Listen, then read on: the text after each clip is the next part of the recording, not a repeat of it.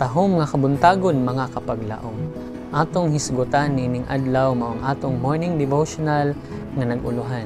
Gibalaan ni Kristo ang iyang kaugalingon alang kanako, ug ang atong teksto makita sa Juan 17 bersikulo 18 ug 19 nga nag-ingon, maingon nga gipadala mo ako sa kalibutan, maingon man usab gipadala ko sila sa kalibutan, ug tungod kanila nagdidikar ako sa akong kaugalingon aron sila usab tinuod nga madidikar. Si Kristo mipahayag nga iyang gibalaan ang iyang kaugalingon aron nga kita usab mabalaan. Iyang kinabuhian ang atong pagkatao ug nahimong usa ka walay sayop nga sumbanan alang sa katawhan. Wala siya makahimo og sayop aron nga kita usab magmadaugon ug makasulod ngadto sa iyang gingharian ingon nga mananaog.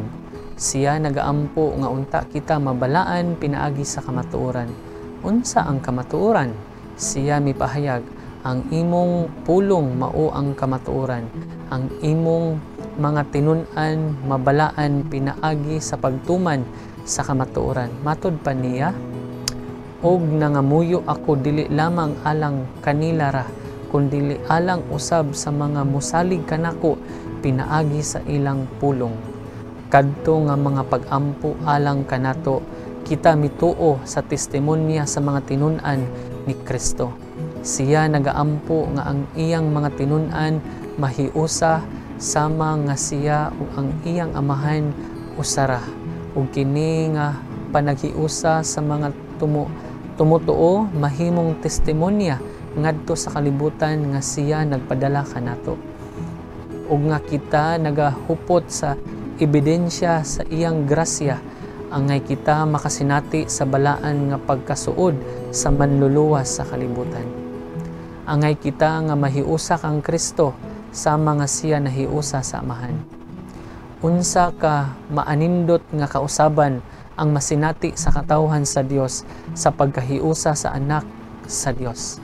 Ang atong mga panimpla, mga tinguha, mga handom ug mga pagbati tanan masinugtanon og nahiuyon uban sa panghunahuna ug espiritu ni Kristo. Mao gayud kini ang buluhaton nga andam sa Ginoo buhaton alang ni adtong nagatuo kaniya. Ang atong kinabuhi ug paggawi adunay makapaumol nga gahom diha sa kalibutan. Ang espiritu ni Kristo adunay nagapugong nga influensya diha sa kinabuhi sa iyang mga manununod. Mao nga sila nagasulti ug nagalihok nga sama kang Hesus. Si Kristo nga nag-ingon, o gihatagan ko sila og kadungganan nga imong gihatag kanako. Ang grasya ni Kristo nagabuhat og maanindot nga kausaban diha sa kinabuhi ug batasan sa nagadawat. Ug kung kita matuod nga mga tinun-an ni Kristo, ang kalibutan makakita kung unsa ang nabuhat ni anang langitnon nga gahom alang kanato. Tungod kay samtang ani akitan ni ining kalibutan na dili kita kabahin ni ini. Magampo ta mga kapaglaom. Dios namo nga naa sa langit, niini nga mga taknaa o Dios, kami imuhang gipahinumduman nga ikaw nagabalaan ka namo, ikaw nagadedikar ka namo sa sagrado nga buluhaton. Tabangi kami niini nga adlaw nga kami mahimong makapahimuot kanimo pinaagi sa giya sa balang espiritu. Magahimo kami nga adunay kalipay, magahimo kami nga adunay kadasig. Salamat o Dios nga tabangan nimo ang among makapaglaom nga adunay mga struggle sa pagsunod kanimo, nga sila makalahutay, magmadaugon sama kang Ginoong Hesus nga nahimong nagmadaugon alang kanamo.